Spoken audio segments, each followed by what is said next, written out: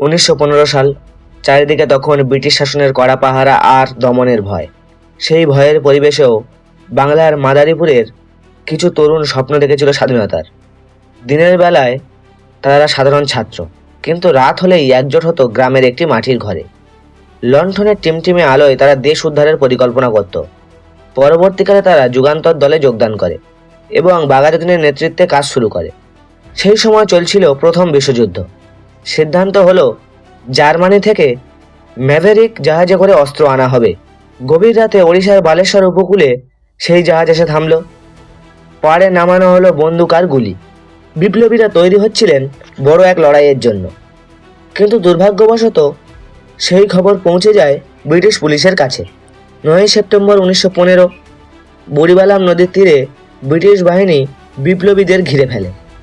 একদিকে শত শত ইংরেজ সৈন্য আর অন্যদিকে বাঘাযতীনের সঙ্গে মাত্র 5 জন তরুণ। শুরু হয় এক ভীষণ যুদ্ধ। আধুনিক রাইফেলের সামনে বিপ্লবীরা লড়লেন শুধু মনের জোরে। সেই লড়াইয়ে চিত্তপ্রিয় রায়চৌধুরী প্রাণ হারালেন আর বাঘাযতীন মারাত্মক জখম হলেন। পুলিশের হাতে ধরা পড়লেন তরুণ মনোরঞ্জন সেনগুপ্ত। শুরু হলো বিচারের নাটক। আদালতের রায় হলো ফাঁসি। 1915 সালের 3রা ডিসেম্বর বালেশ্বরের জেলে তৈরি হলো ফাঁসির মঞ্চ। মাত্র 16 বছর বয়সী এক কিশোর, তার চোখে ছিল না মৃত্যু ভয়। ফাঁসির দড়ি গলায় নেওয়ার আগে তার মুখে ছিল এক চিলতে হাসি। এভাবেই দেশের জন্য নিজের জীবন দিলেন শহীদ মনোরঞ্জন সেনগুপ্ত। ইতিহাস হয়তো তাকে খুব একটা মনে রাখেনি, কিন্তু তার বীরত্ব আজও আমাদের প্রেরণা দেয়।